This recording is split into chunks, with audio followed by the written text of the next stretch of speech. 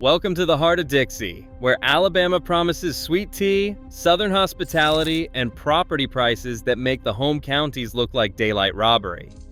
But before you start browsing retirement cottages in the deep south, you might want to examine what affordable actually buys you in certain corners of this state.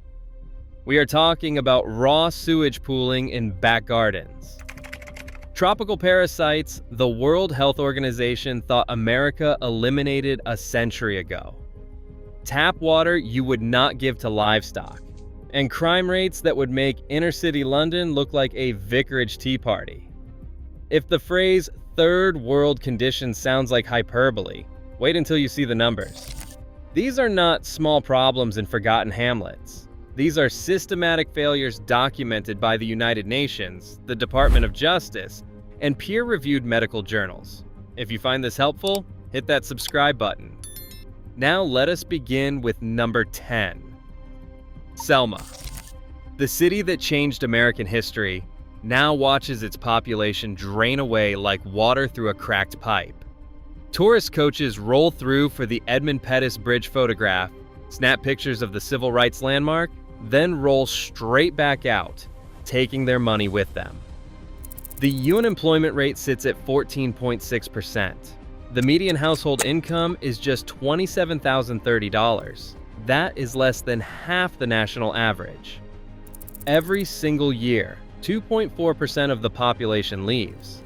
Projections show that by 2025, just 15,900 people will remain in a city that once held more than double that number. Walk past the boarded-up storefronts on Broad Street. Count the empty buildings along Water Avenue. More than a quarter of families here live below the poverty line. In the surrounding Black Belt region, high school dropout rates are 30 to 40%.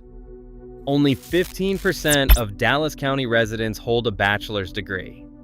The hospital closed years ago. Residents now drive 45 minutes for emergency care.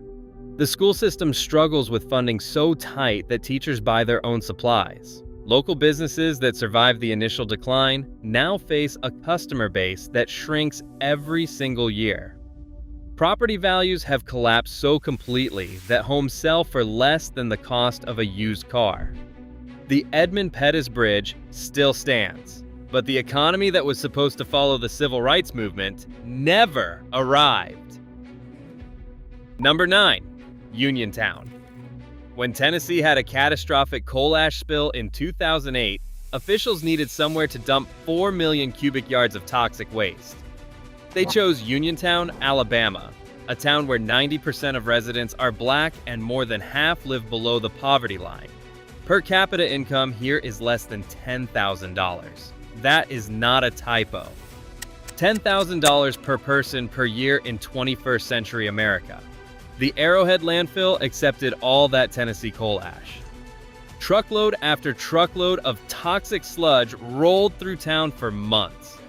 Meanwhile, the local catfish processing plant dumps waste into Cottonwood Creek until the water turns cloudy and lime green. The overwhelmed sewage system spills fecal matter into the same waterways where children used to fish. One resident has been hospitalized more than 20 times for gastrointestinal complications. The smell from the landfill drifts across town on humid summer evenings. When residents complained, they were told the dump met all federal standards. When they filed lawsuits, they were outspent and outlawyered. When they contacted the media, the story ran once and disappeared.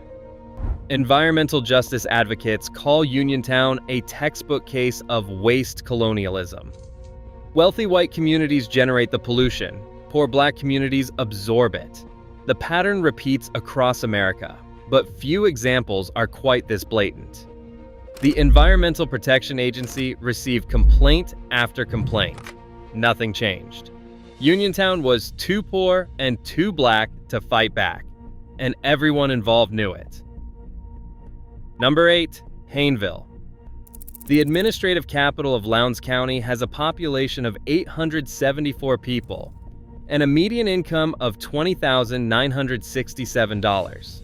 It also has a sewage system that treats light rainfall as a catastrophic event. When the rain comes, and in Alabama it comes often, raw sewage backs up through toilets and bathtubs. The town's lagoon overflows and floods adjacent properties with human waste. Elderly residents mop their bathroom floors while the stench seeps through their homes.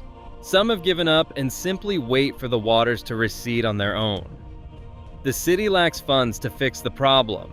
There is no timeline for repairs. There is no budget allocation. There is just a small town in rural Alabama where flushing the toilet during a rainstorm becomes a calculated risk. Grant applications have been submitted and rejected. State officials have visited, taken notes, and never returned. This is the county seat, the place where official business gets conducted. And the plumbing cannot handle a spring shower. Number 7. Lowndes County. The unincorporated stretches between towns like Hayneville and Fort Deposit. In 2017, a United Nations Special Rapporteur visited this region and compared conditions to much less developed nations. He was not exaggerating. Up to 90% of households here have failing or inadequate wastewater systems. Residents cannot afford proper septic tanks. A compliant system costs between $5,000 and $22,000. So families run straight pipes from their toilets out to their back gardens, where raw sewage pools in the Alabama clay. Researchers from Baylor University tested residents for parasites. 34.5% came back positive for hookworm, a tropical disease transmitted through contact with human feces and soil, a disease the medical establishment thought had been eradicated from America decades ago. Children walk barefoot across contaminated ground. The parasites enter through the soles of their feet. They cause anemia, cognitive impairment, and stunted growth. Generations of children have grown up with preventable infections because their families could not afford a septic tank. Alabama state law makes unpermitted waste disposal a criminal misdemeanor. The state has a documented history of prosecuting African American residents for lacking basic sanitation, for being too poor to afford the systems the state requires. Residents face the choice between criminal charges and diseases that belong in a Victorian slum. In 2025, the federal government canceled a $26 million program designed to rebuild water infrastructure in Lowndes County. The Trump administration labeled it illegal diversity, equity, and inclusion spending. 80% of Black Belt residents remain unconnected to municipal sewage lines. The hookworm is still there. If you are finding these numbers useful or horrifying, hit subscribe. I cover real data on real American towns every week. Now on to number 6. Prichard, a suburb of Mobile that has declared bankruptcy twice, once in 1999, again in 2009. In December 2010, the city simply stopped paying its pension fund. Retired workers who had spent decades serving the city received letters explaining their checks would no longer arrive.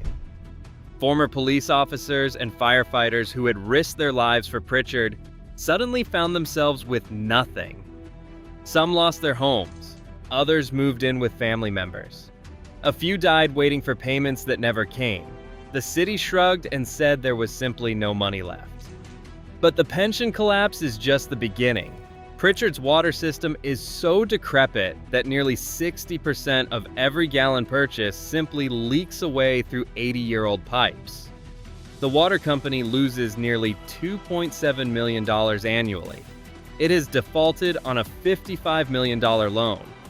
When fires break out in Prichard, firefighters sometimes watch homes burn because the hydrants produce nothing but a trickle. The water pressure is simply too low to fight the flames. Families lose everything, while firefighters stand helpless with empty hoses. In 2023, investigators discovered that a Prichard Waterworks operations manager had been using the company credit card at Victoria's Secret and Louis Vuitton, while residents dealt with increasing bills and unreliable service. The corruption was so brazen, it almost defied belief. The population has collapsed from 47,371 in 1960 to under 19,000 today. Those who could leave have left. Those who remain cope with flooding, fires, and pipes that hemorrhage more water than they deliver. Number 5. Atmore. officially ranked the poorest place in Alabama for 2025. 35.4% of residents live below the poverty line, the highest rate in the entire state. The median household income sits at just $33,104. For a town this small, the violence is staggering. 1,362 violent crimes per 100,000 residents. 3,592 property crimes per 100,000 residents. 38 burglaries were reported in a single year, in a town where most people cannot afford anything worth stealing. Main Street features dollar stores, pawn shops, and payday lenders. It is an economic ecosystem of poverty, feeding on itself. Young people leave as soon as they can. The elderly remain because they have nowhere else to go. Those in between struggle with jobs that pay minimum wage and offer no benefits. The nearest proper shopping center is miles away. The nearest hospital requires a drive that rural ambulances struggle to make in time. When emergencies happen in Atmore, residents pray that help arrives before it is too late. Atmore holds the distinction no town wants. Rock bottom in a state that already ranks near the bottom of America. Number 4, Fairfield, a Birmingham suburb that once thrived on steel production. The furnaces went cold decades ago, and the jobs never came back. Population 10,850. Poverty rate 25.5%.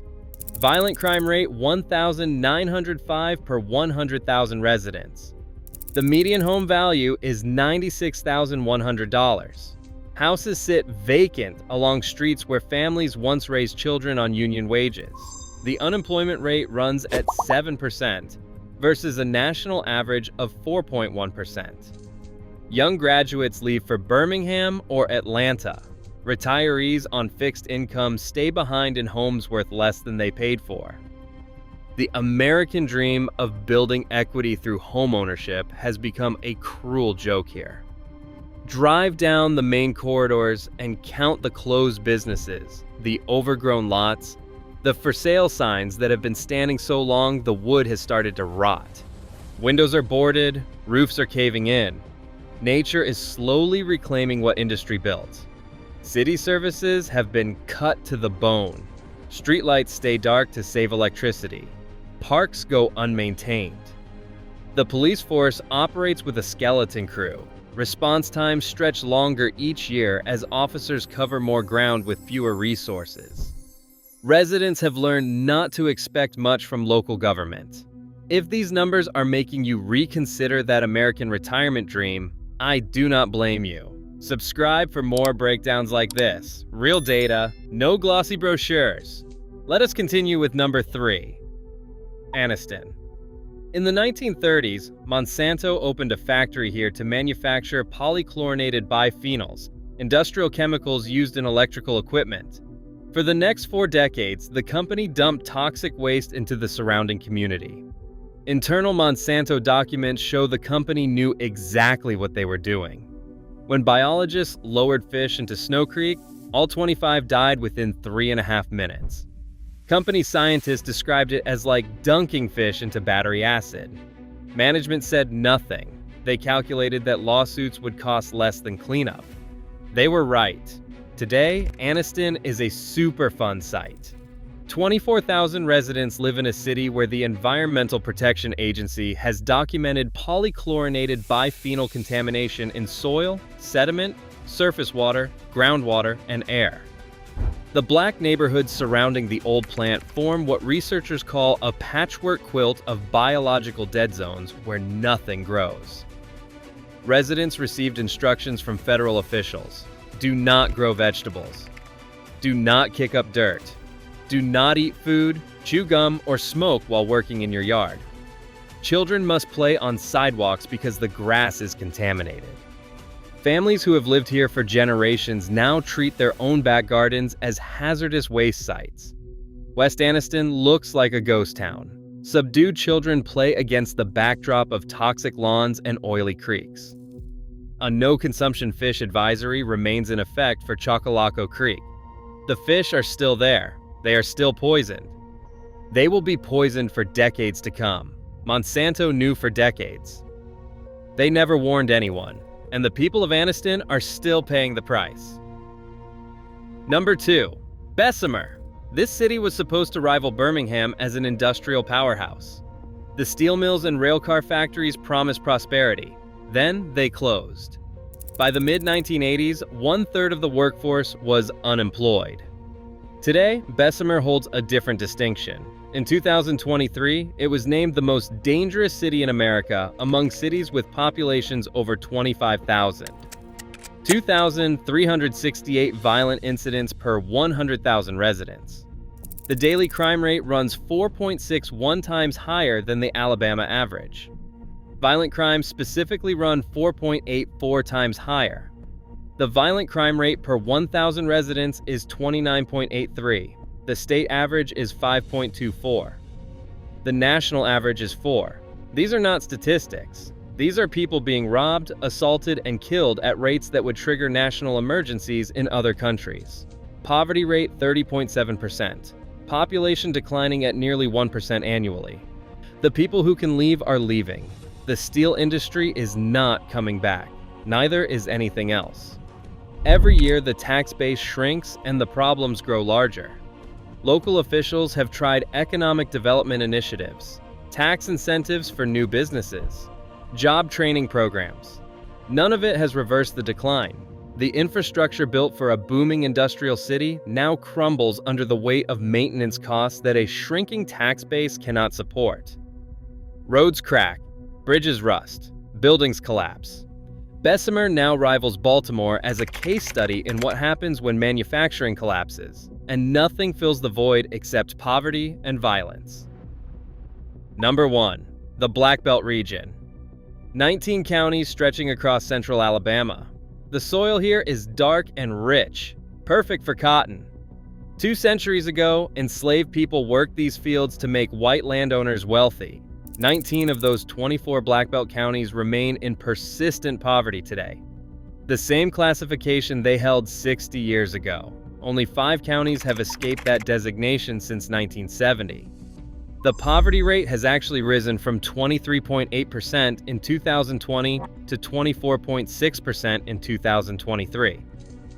While the rest of Alabama improved, the Black Belt got worse. 33.2% of black residents in the region live in poverty, compared to 12% of white residents. Over 52% of the population is African American. Over 20% live in mobile homes. 17% of housing was built before 1979. These are not temporary setbacks. These are permanent features of a region that America has chosen to ignore. 80% of residents are not connected to municipal sewage. Harvard researchers found that children growing up in Perry County will earn $3,220 less at age 26 than the national average. Worse outcomes than 95% of all American counties. A child born in the Black Belt starts life with ODDS stacked so heavily against them that escape becomes the exception rather than the rule. This is not about one bad town or one corrupt mayor. This is 24 counties, millions of acres, and generations of Americans living in conditions that a United Nations investigator compared to the developing world. Federal programs come and go. Politicians make promises during election years. Nothing changes. The Black Belt was designed to be forgotten. For 60 years, it has been. Alabama has beautiful places. It has thriving communities and genuine Southern hospitality.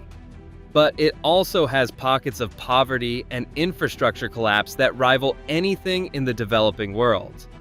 The difference between a dream retirement and a nightmare often comes down to a few miles and a postal code. Know before you go, and if you found this video useful, hit subscribe. Make sure to watch the next video appearing on your screen right now.